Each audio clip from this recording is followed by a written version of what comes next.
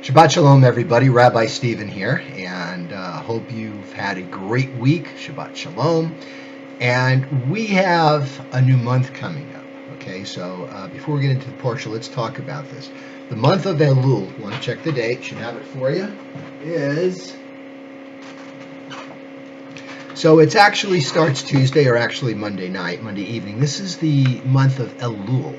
Okay, and it is 1 month, 30 shopping days before Rosh Hashanah.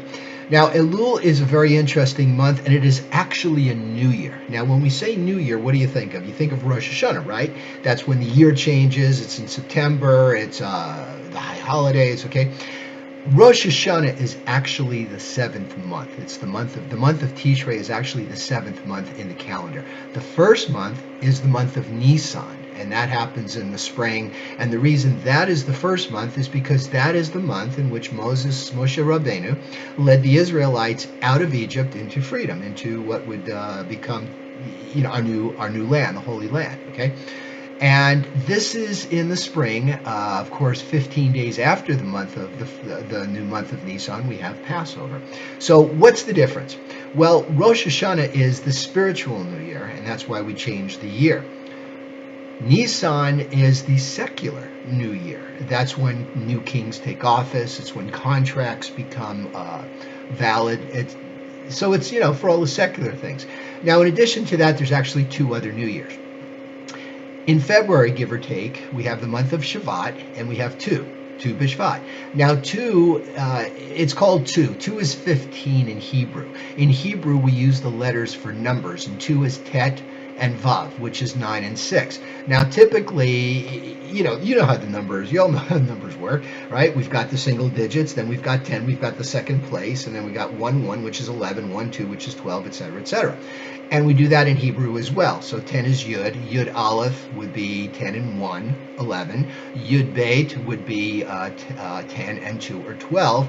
The problem is when we get to 15, 15 would be Yud and Hey. Okay. The problem is that Yud Hey is Yah. It's a name of God. So if we were to use a name of God as a number, we would be taking the Lord's name in vain.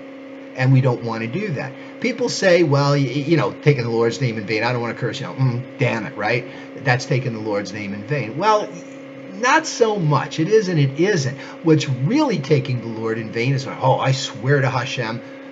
And you're just saying that because you're in an intense mood, you're feeling, and you don't really mean what you're saying. That's taking the Lord's name in vain, swearing a false oath, for example. All right.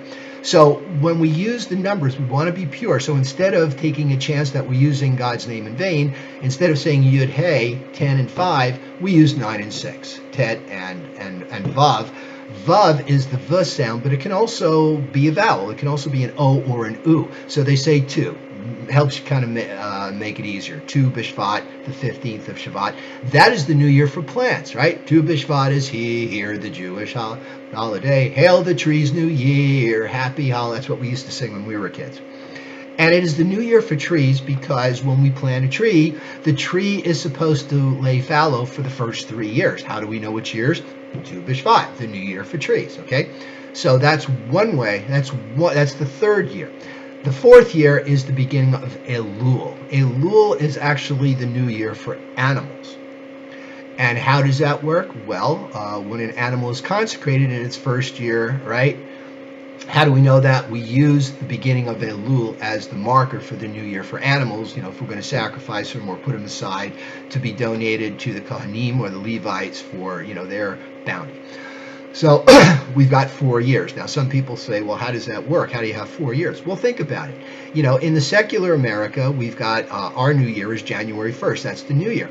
But if you work for a company, your fiscal year may start June 1st. Then if you have kids, the new school year, well, when I was a kid, started September 1st. Now it's in August. So you've got three years right there, 3 new years right there, a secular new year, a business new year, and a scholastic new year. So it kind of works the same way. But the main new year, of course, is Rosh Hashanah. So enough of that. Let's get right to this week's portion. It's got some interesting things in it. This is Re'eh. Re'eh means see. So Moshe Rabbeinu starts off the parsha saying, see, we have a blessing and a curse.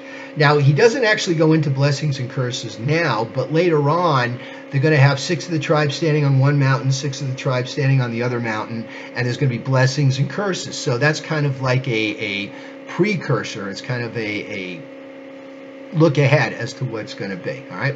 So then we talk about Hashem says, do not change the Torah. These commandments are perfect as they are. Do not change. Do not add. Do not subtract.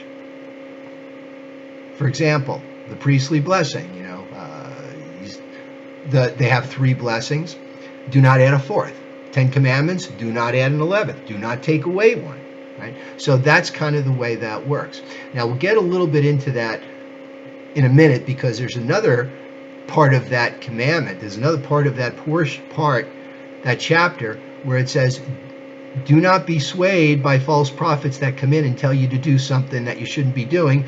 Hashem is testing you. We'll get into that in a minute. It also talks a little bit about helping your brother, your sister, your fellow Israelite out. And if somebody has come on to hard times, you lend them money. And you lend them money without interest. This is the ultimate charity. The ultimate charity is helping somebody become self-sufficient, not just giving them money, but setting them up in business. Think about this. When you go to the store, and I know there's been some campaigns, people, sometimes they go to the big box stores like Walmart or Target, and then there's been some campaigns about buying from local business. When you buy from a local business, big boxes too, but not so much because they're so big and so spread out. But when you're buying from a local business, in a sense, you're doing charity. By giving them business, you're helping them sustain a lifestyle. Instead of just giving them money, you're doing business with them. And of course, they do business back, and that's how prosperity happens. So for your brother or sister that has fallen on hard times, you loan them money to get going. Sometimes, of course, an Israelite may sell themselves into what is now called slavery. The problem with considering that slavery, it's really an indentured servant, but the ancient Hebrew was a very simple language. Avodah means work, it means slave, it means all of that, and it also means service. So basically, it's a concept rather than an actual word, if you get what we're saying. Okay, and finally, it also talks about Pesach. It talks about getting the place ready, making sure there's no chametz the afternoon before. You've got the first day of Passover is the Pesach sacrifice, when you eat the meat, and then of course you eat matzah for 6-7 days, and that's kind of Passover. So let's get back to this point about obeying the commandments. Okay, so we obey the commandments. We do.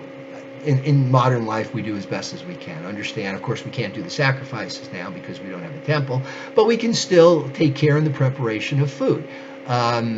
They've called it the cult of sacrifice, or a sacrificial cult. I take offense to the word cult because that implies something that's not really sincere. But we used to do the sacrifices in the Great Temple as part of our worshiping, and later on in the Second Temple they added prayers because they didn't have the Ark, and now it's just prayer since we don't have the temple. But you observe what you can. You do as much as you can given the circumstances, especially being in exile. The problem with being in exile is that you come face to face with other customs. Right? So let's talk about this. Let's talk about some of that, okay? The tattoos, for example, has become very popular. There are Jews that are getting tattooed. And why are they getting tattooed? Even though in the Torah it says don't mark yourself. And in fact, that's actually in this particular portion. It says don't gash yourself if you're in mourning, because some ancient cultures used to do that. But people say don't gash yourself if you're mourning. What if I just want body art, say? But then there's that slippery slope, that narrow ridge that Martin Buber talked about, and it said, yeah, but you're starting to adopt foreign customs, so which is it? And it's something that we all have to decide for ourselves. So that's part of it. But the interesting thing, and the sages kind of hone in on this, they say Hashem is testing you, right? Hashem is testing you. Now, we look at our lives, and we have these challenges in our life. and sometimes they seem like they're overwhelming. My gosh, I've got car repairs I have to make, and I'm on a fixed income, and I can't go on that vacation because I got to get to work to make the money. So I got to take that money that I was going to use for vacation. Now I got to stay at home. I got to cancel plans because I have to get the car fixed, and the kids need clothes for school, and all these things. And people feel like they're overwhelmed. Well, the sages say that Hashem tests us all the time, but Hashem does not give us any more than we can handle.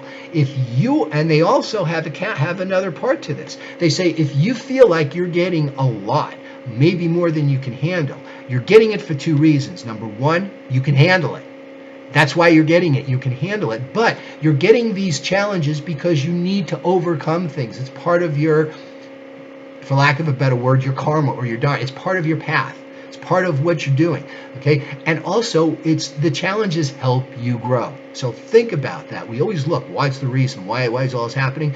Because you're overcoming things that you need to overcome in order to get to the next level. Take that with you. Think about it. Have a great week. Thank you, as usual, for tuning in. Shabbat Shalom.